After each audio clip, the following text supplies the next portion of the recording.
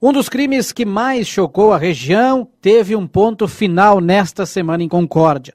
Trata-se da condenação da ré Cristiane de Oliveira a 21 anos de prisão por matar a irmã Andréia de Oliveira no dia 18 de abril do ano passado. O júri iniciou às 9 da manhã na última terça-feira e finalizou na madrugada de quarta, depois de 16 horas de julgamento.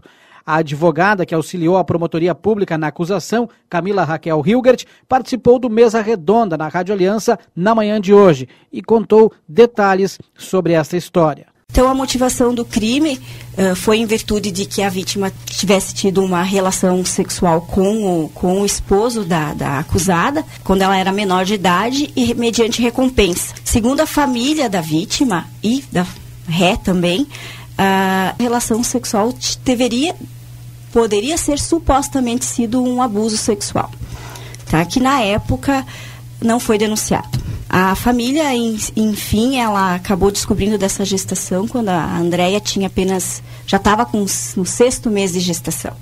Ela escondeu até então e somente depois disso que a família teve conhecimento da gravidez e acabou que a família começou a pressionar até que uma adolescente de 15 anos grávida em casa, ela acabou tendo que contar quem foi.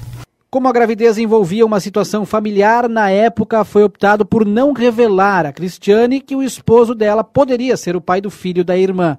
Camila comenta que esse assunto veio à tona após o nascimento do bebê.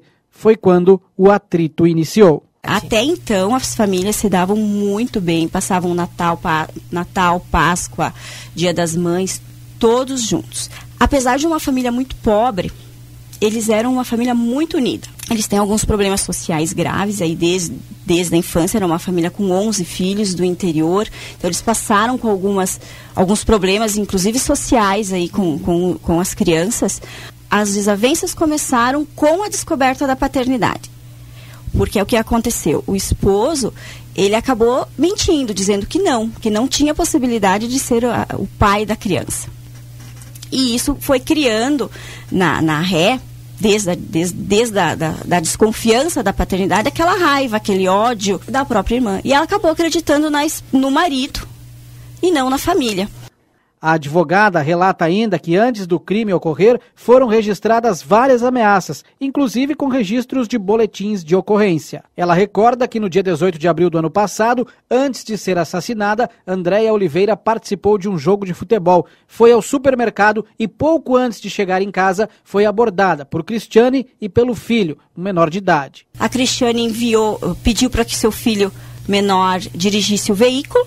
As duas entraram no banco de trás e ele foi rumo à linha Guarani. Nesse meio tempo, ela amarrou as mãos da Andréia com fitas de nylon, prendeu e foram sentidos em linha Guarani, foram até Alto Bela Vista, retornaram até a BR-153, onde ocorreu o crime. Tudo isso fruto da investigação. Camila ressalta que a polícia começou a suspeitar de Cristiane porque havia vários boletins de ocorrência com denúncias sobre ameaças e agressões. A Cristiane havia disparado com a arma de fogo nos irmãos da Andréia. E tem testemunhas e por isso o processo está correndo.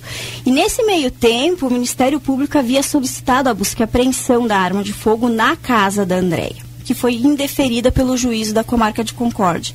O Ministério Público fez recurso, mas também foi indeferido, porque não havia provas cabais de que realmente eles tivessem realizado esse disparo de arma de fogo. Depois, com as investigações, se descobriu algumas testemunhas que viram e presenciaram os tiros. Mas foi praticamente um mês antes da Andréia morrer. Então, em virtude de todos esses boletins de ocorrência e esse suposto disparo de arma de fogo, se chegou na Cristiane.